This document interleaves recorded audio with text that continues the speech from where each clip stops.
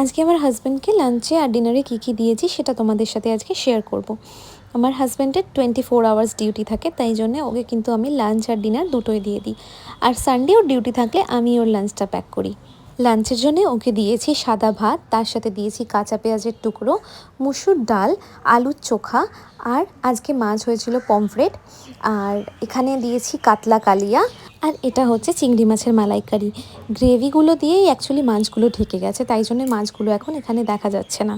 রাতের জন্য আমি ওকে একটু ডিফারেন্টভাবে দিয়েছিলাম। দেখো এখানে ভাত দিয়েছি, তার উপর আলু সেদ্ধ দিয়েছি, আলু সেদ্ধটার মধ্যে একটু ভাত লেগে গেছে।